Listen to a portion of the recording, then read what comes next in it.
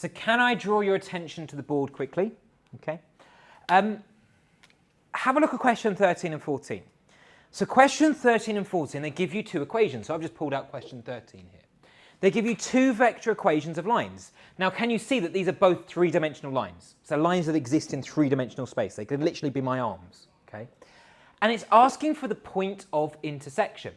Now, are you okay with doing this in 2 dimensions? For example, if I gave you two lines like y equals 2x plus 4 and y equals 3x minus 1, how would you find the point of intersection of these two lines? Exactly, the simultaneous equations, right? So you're saying, well, find me the point where that y-coordinate is the same as that y-coordinate. Or you could do the same for the x-coordinates by rearranging, okay?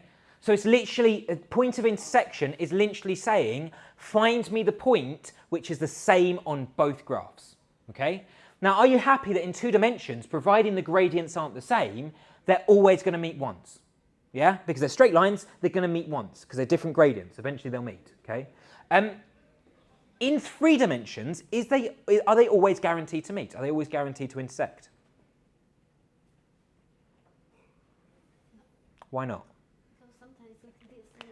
Exactly. So if you imagine my two arms are lines, they could do that. They could get close, because they're straight lines, okay, they carry on in the same direction. They get close, but they might completely miss each other. It's physically impossible for them to miss each other as long as the gradients are different in 2 dimensions, okay? But I'm going to follow the same kind of idea as I did here with this. So if I'm finding the point of intersection, all I need to do is set these two things equal to each other. It's literally saying, find me the same r coordinates, okay? Find me the same coordinates, find me the coordinates that are the same, okay? So I'm going to set these two things equal to each other. So I've got 7, negative 3, 1, plus lambda lots of negative 2, 5, 1. Okay, so that's my first line. And I'm just basically trying to find the point which is the same as this. So 8, negative 1, negative 1, plus mu lots of 1, negative 4, 0. Okay, so the task is really find me the lambda and find me the mu, which gets me to the same point on both curves. Okay. If there is a lambda and a mu that exists that gets me to the same point, hey, I know they must intersect. If there isn't a mu or lambda that exists that gets me to the same point, then I know they mustn't intersect. Is that okay? Right. So let's go ahead and do this. Well, are you happy that if they intersect, I'm basically saying that the x-coordinates must be the same. Remember, the x-coordinates are given by the top row of the vector. The y-coordinates must be the same. So again, the y-coordinates are given by the second row. And also the z-coordinates must also be the same. And again, that's given by the third row of each vector. So in other words, I should be able to break this down into x-coordinates, or I direction if you like, y-coordinates, or j direction if you like, and z-coordinates, or k direction if you like. Okay? So let's break it down. So I've got 7 plus negative 2 lots of lambda. Must be the same as 8 plus 1 lot of mu. Okay, so I'm literally just breaking it down into its component directions. So component, then we will try to find the, we will equalize all of them 0, then we try to find the... Let's see, absolutely, let's see. So let's do the same for the j's. So we've got negative 3 plus 5 lambda must be the same as negative 1 minus 4 lambda. 4 mu, because remember that's mu on that side. And then for the k direction, we've got 1 plus lambda must be the same as negative 1 plus, well, nothing. Just like that, okay? So let's have a look, I've got a system of 3 equations here. I need a lambda and mu which works in all of them, which is consistent across all of them.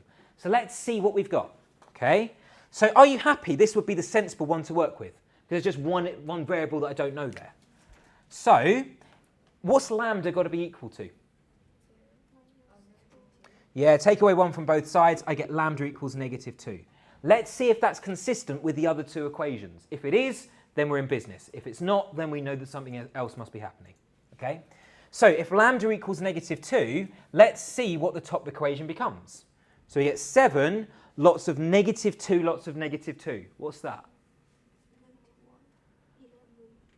Be careful there, because negative 2 lots of negative 2 is positive 4 plus 7, that's 11 last time I checked. And that's equal to 8 plus mu. If I look at the bottom equation, I get negative 3 plus 5 lots of negative 2. What's that? Good. Negative 13 must be equal to negative 1 minus 4 mu. Okay? Now it's just a case of solving those two equations simultaneously and making sure mu works in both. Is that okay? Right? So we get 11 plus 8 mu. So would you be happy that mu must be equal to what? 3? Happy with that? Yeah? Let's check to make sure mu equals 3 in the bottom equation, or we get mu equals 3 from this. So let's check. I'd add 1 to both sides. So I get negative 4. Mu equals negative 12. If I divide both sides by negative 4, what do I get? Mu equals 3. That works as well.